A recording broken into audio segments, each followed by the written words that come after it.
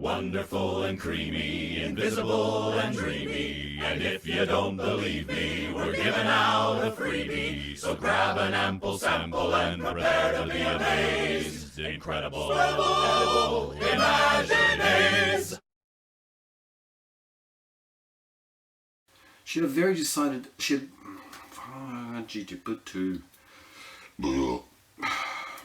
lunch. We must go away. We must go away.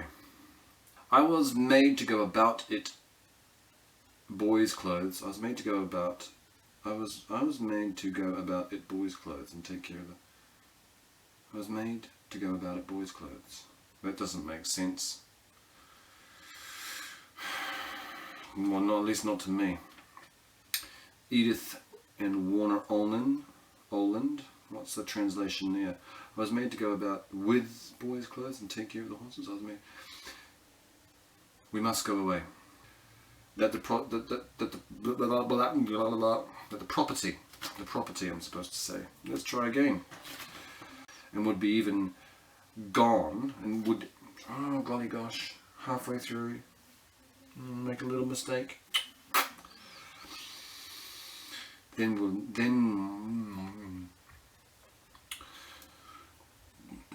we must go away, but we must talk first.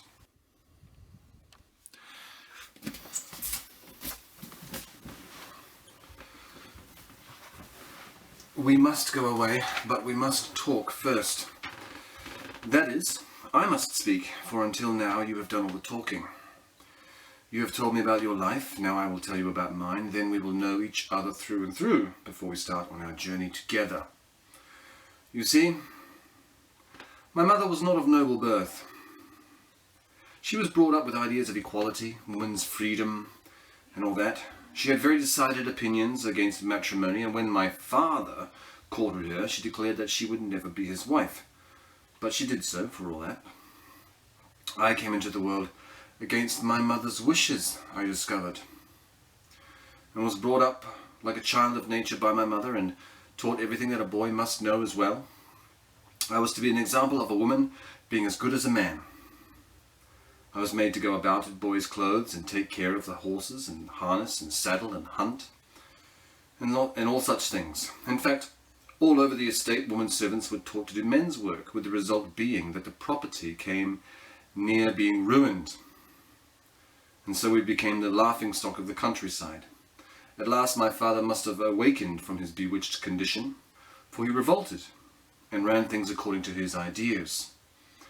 My mother became ill. What it was I don't know, but she often had cramps and acted queerly, sometimes hiding in the attic or the orchard, and would even be gone all night at times. Then came the big fire, which of course you have heard about. The house, stables, everything was burned, under circumstances that pointed strongly to an incendiary. For the misfortune happened the day after the quarterly insurance was due, and the premiums sent in by my father were strangely delayed by his messenger, so that they arrived too late. My father was utterly at a loss to know where to get money to rebuild with. Then my mother suggested that he try to borrow from a man who had been her friend in her youth, a brick manufacturer here in the neighbourhood. My father made the loan, but wasn't allowed to pay any interest, which surprised him. Then the house was rebuilt. Do you know who burned the house? My mother. Do you know who the brick manufacturer was? My mother's lover. Do you know whose money it was? My mother's. There was no contract.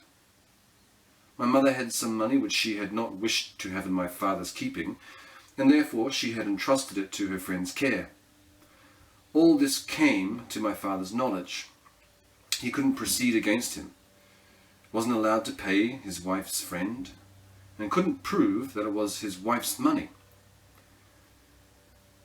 That was my mother's revenge for his taking the reins of the establishment into his own hands. At that time he was ready to shoot himself. Gossip had it that he tried and failed. Well, he lived it down, and my mother paid full penalty for her misdeed. Those were 5 terrible years for me. as you can fancy. I sympathized with my father, but I took my mother's part, for I didn't know the true circumstances. Through her, I learned to distrust and hate men, and I swore to her never to be a man's slave. Okay. Grab an ample sample and prepare to be amazed. Incredible imaginings.